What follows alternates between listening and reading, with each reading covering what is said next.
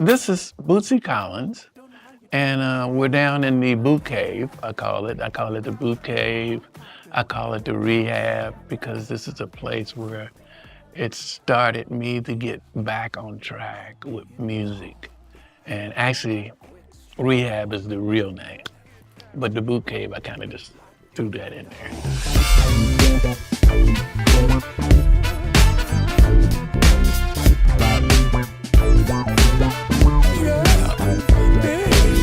It's our constitutional duty to uplift our natural beauty. It was probably the Morley Fuzz Wah. Yeah, that was the first pedal that I used. The Morley Wah's on probably the biggest hit was I'd Rather Be With You. You know, I started with that. That's the Morley Wah and the Mutron.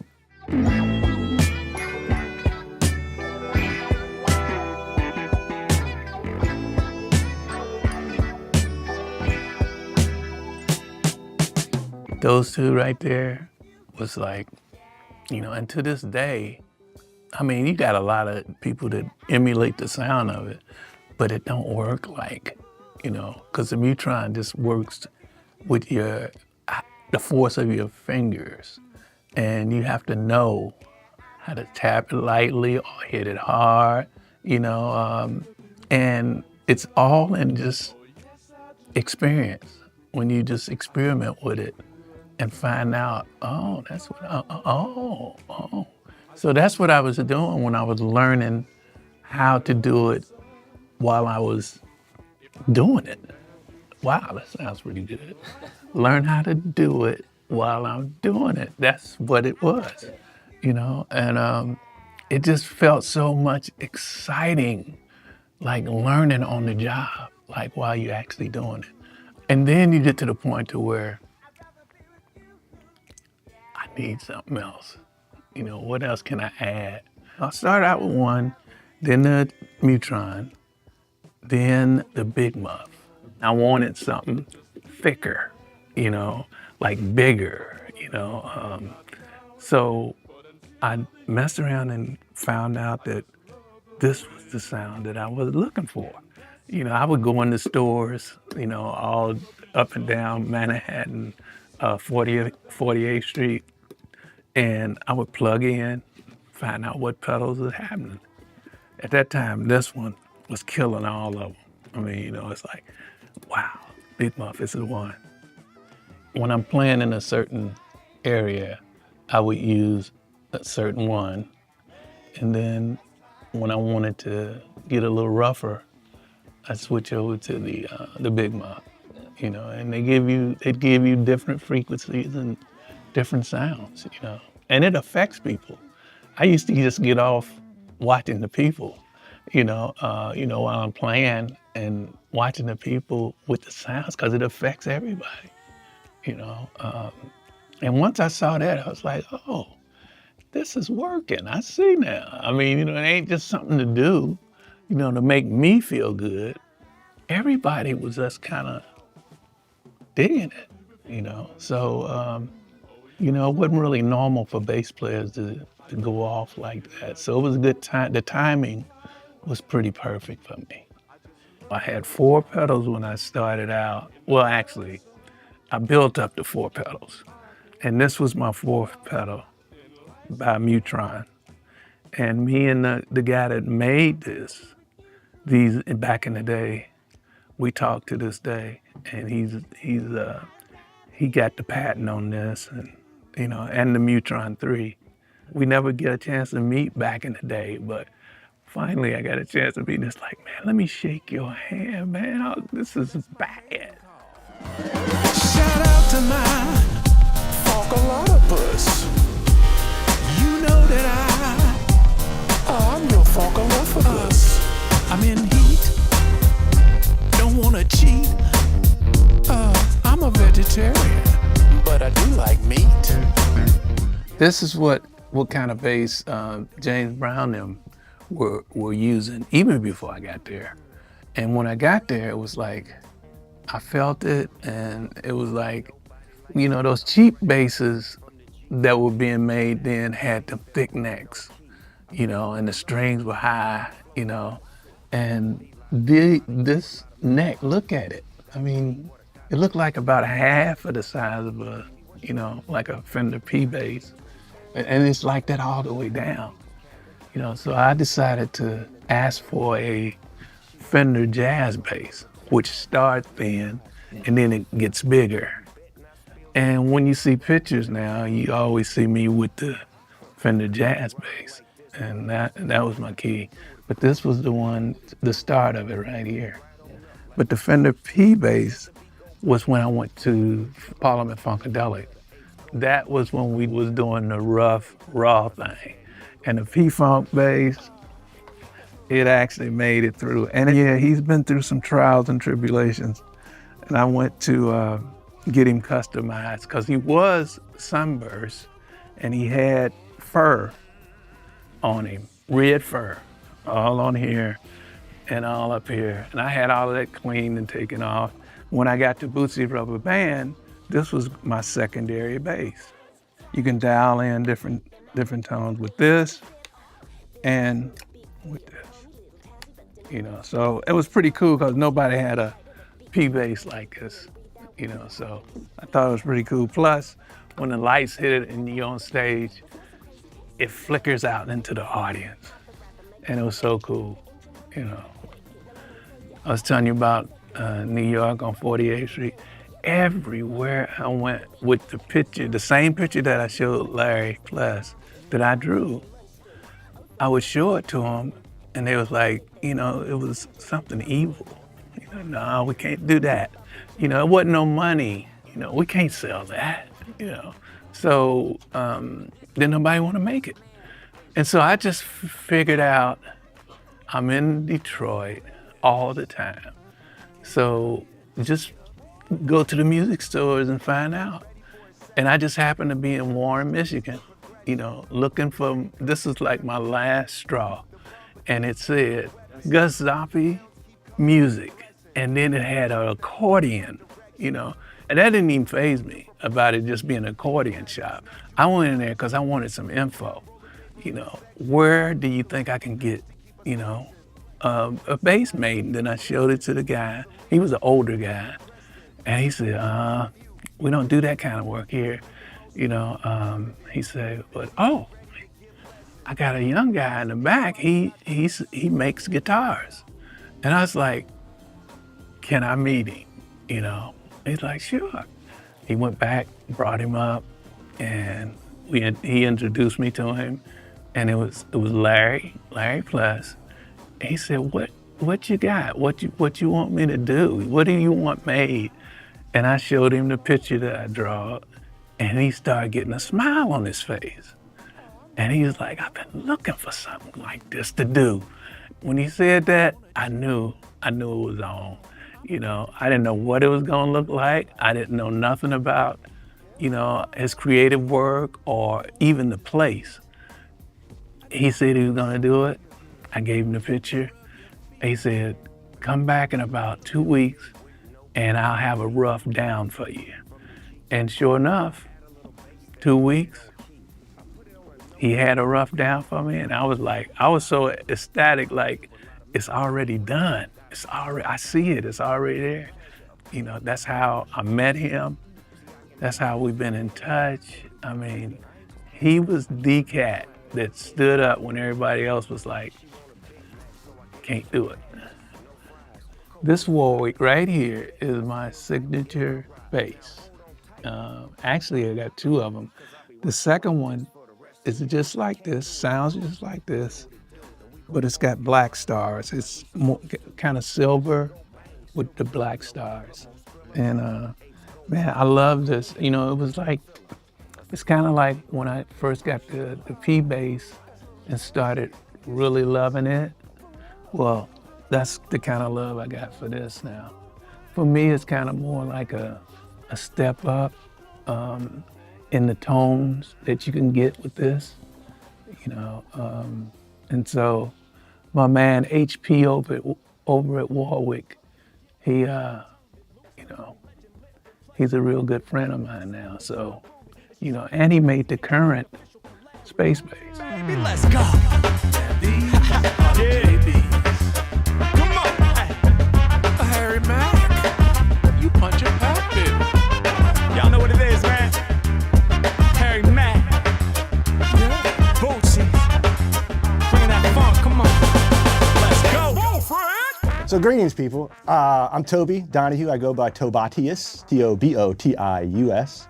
I'm Bootsy's head engineer, producer, DJ, drummer sometimes, singer, cultural vibe curator of the studio. And I've been here working with him since 2002, so 23 years. The place is basically a big rectangle, and it's divided down the center for a live room and control side. We're on the control side, so it's got lobby, control room proper, and this is kind of like this is like an ISO booth. Originally it was an isolation booth, but we kind of converted into Bootsy's little pre-production room. And then the other side, the live side, is drum booth in the back, another ISO booth, then kind of like the real live room, which is where keys and guitars all live. And then the kind of hallway and area that you guys are in is like really like a museum. I mean, with all the guitars and crazy shit all over the place and toys, and it's like a cool little museum. All of this is kind of Bootsy's yesteryear technology. So a lot of his, he's a very proficient producer, but he's really grew up and is kind of stemmed in that analog realm. So he's made the digital turn in a lot of ways, and understands a lot more than the average bear, that's for sure. But he's got his custom, he likes his certain punch things. He loves to control, he's got his like routines for his workflow that he likes. So a lot of times, he's set up to track by himself if he needs to. But when he tracks bass, he usually tracks bass right to the Tascam, and then I just digitally dump it into Pro Tools. And a lot of his magic comes from the way he patches pedals and gets his various signals for what we would call bass guitar, even though they're not really bass guitar tracks by the time he's done. It's not uncommon for him to give me 4 or 5 tracks in each take. Like his group is 5 lines. I started with just the one out. And this was like 1974.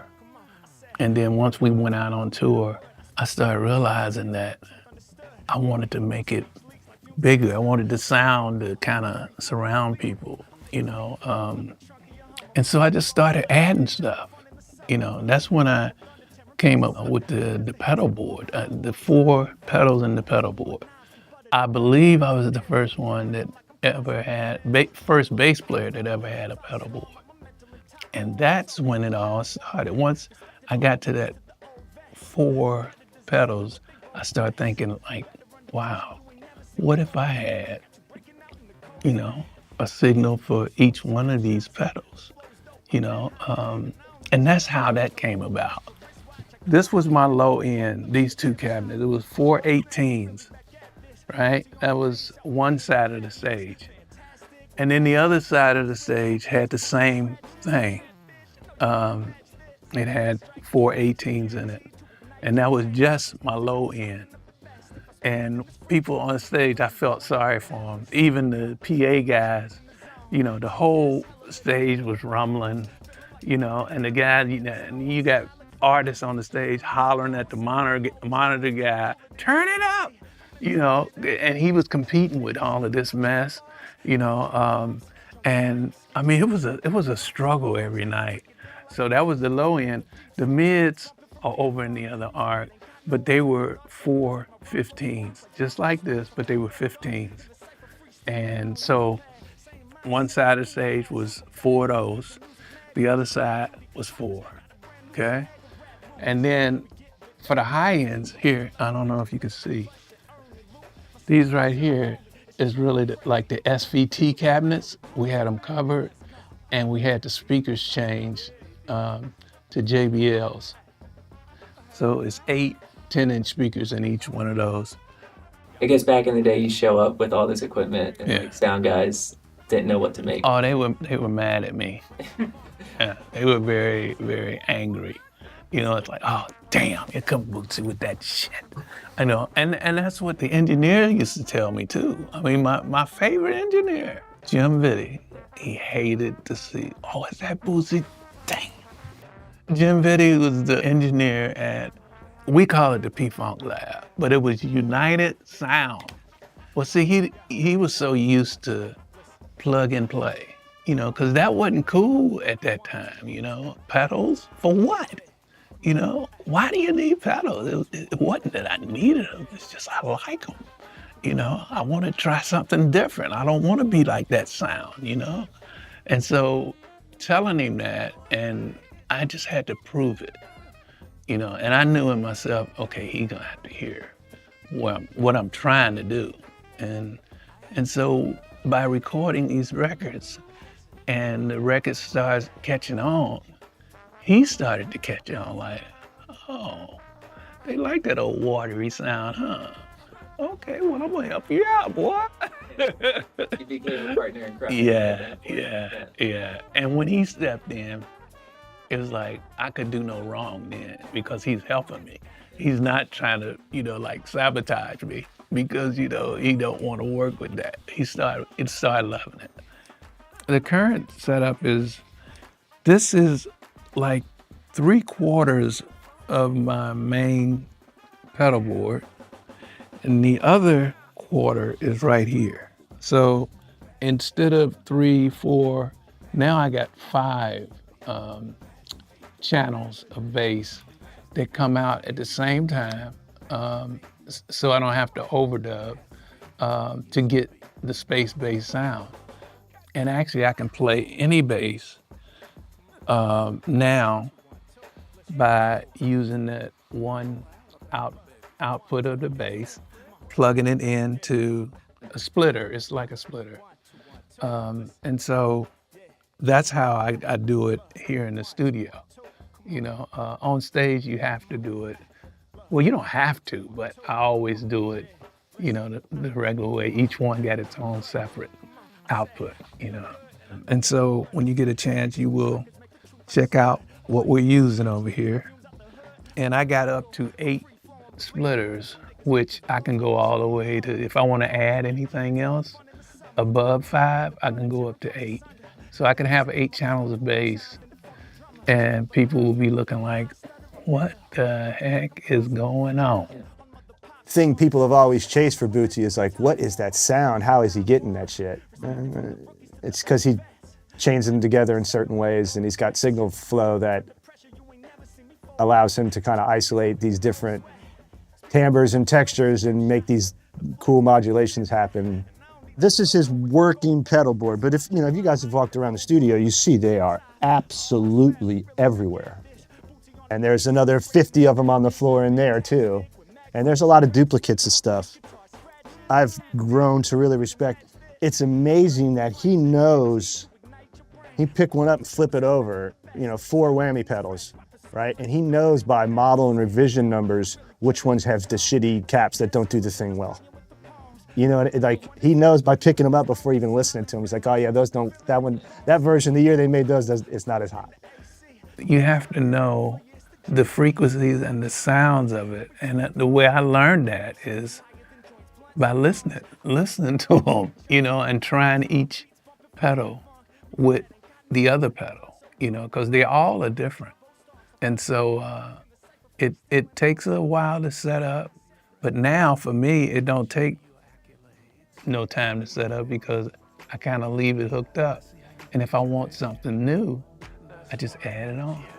You're perfection in every direction. We gotta make that connection. Yeah. Well, it was an interesting record because it kind of commenced. We started this. The last big thing that was on our plate was the Silk Sonic records. And pretty much right when we finished working with those guys, we had already had a collection of songs. We kind of have a constant running, collection of songs that we started to whittle down and start to form what looked like a lineup or something close to it. And because of the timing of this happening basically right after COVID, we had redesigned our work method massively. Because we didn't have traditionally people come like we have in the past and actually record here with them. We really went heavy with ultra sub with like lots of lows. So much so, the master for the vinyl is completely different. Same mixes. And we had to reorder the vinyl so the loudest joints were on the edges. It's great, it feels good to listen to, but it requires some discipline in handling things beneath 150 hertz. And that mixed with the idea that a lot of them are, well, there's live drums all over the record, but there's almost not a point where it's just live drums by itself or just sequence. We've always got the two things going on simultaneously. And anytime you've got things coming out of the box, you know, already polished loops, the glass is already full. You've already got, you know what I mean, massive frequency dispersion for all that shit. So you're just, everything's got full low end on it and you're just cluttered, you know what I mean? All this stuff is like massively full fidelity, reaching the full spectrum. So just kind of navigating, cutting things out, figure out who's gonna live where. Most of the record's pretty dense, you know? This was the very first one. And this was my go-to just to get the tempo down, you know, and the beat and just to have something to play to, you know. If you remember back in the day, they had the organs that had the little drum machines on them. This is that. This is what that is. So that one was the start. This was like my introduction to arranging songs in a drum machine. If you listen to, what's the name of the album? God, I can't even think of my own album.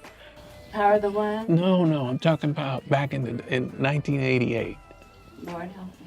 What's Bootsy doing? What's Bootsy doing? He's forgetting his lines is what he's doing. Yeah, but that's, you know, all over that album.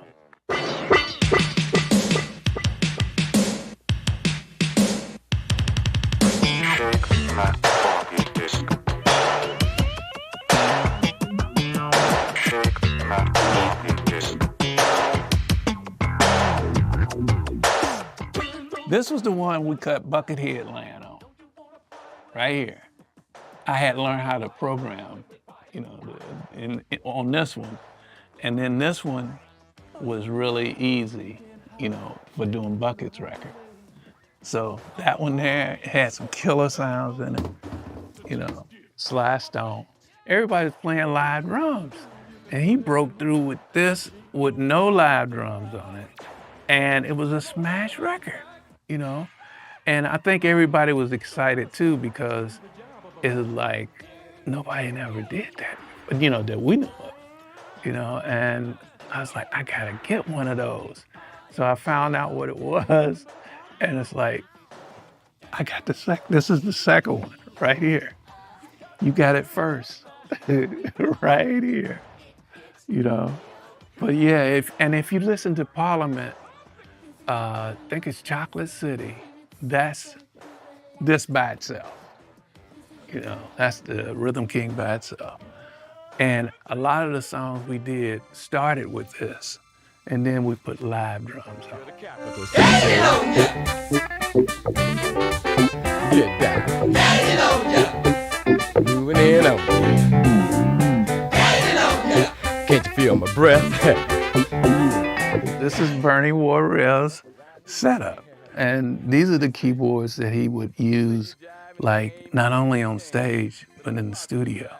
You know, he had the Mini Moog, which he mastered that. I don't think he really got the credit then that he should have, but he mastered this boy. You know, he knew how to tweak it, you know, Flashlight.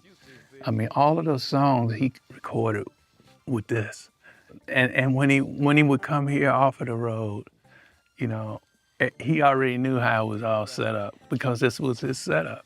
The only thing we're missing from this setup is his collab, which was over in the other studio.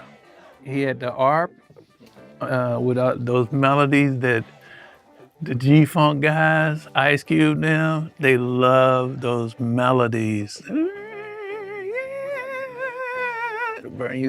Bernie started all of that with this, our pro soloist, you know. And then you got the string ensemble. You can listen to any of those Parliament Funkadelic albums and you'll hear the string ensemble. Because he had a way of that sound. I mean, nothing else sounds like that, you know. So, yeah. But this was his corner. And it's there, it's still there. There he is. And he's happy. You know, as long as he's happy, I'm happy. And this B3 right here has been on pretty much all the records. He was so used to this one, you know, and we had it tweaked. Bernie wanted a special sound and, you know, so he loved this B3 and I was like, people been wanting to, you know, to buy it and, you know, I was like, it's Bernie's. You know, how can I get rid of Bernie's organ, man? This one here, that's kind of like a toy. I'm the one that loved the toy synthesizers because I can't, you know, I'm not a player. So I love the different little sounds, the little toy sounds they got. And then once I got an X100 Yamaha. Remember those little keyboards? And they have these sounds in them, you know, that big major keyboards don't have. And so Bernie and Razor, which was my other keyboard player with Bootsy's Rubber Band, they heard me playing it and they started loving the sound. And plus it was about this big. And so they wanted one. They got one and they take it everywhere they go, you know? So that was pretty cool. I'll pop that bubble.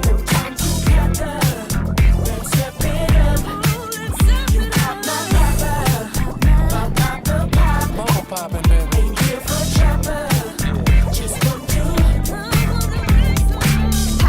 I just like to say I'm sure enough glad that you guys came. Reverb, y'all came to the studio because we always kind of talked on the phone, but it's nothing like being live. You know, it's just like the shows, man. You can hear them on record and everything, but it ain't nothing like being live, you know.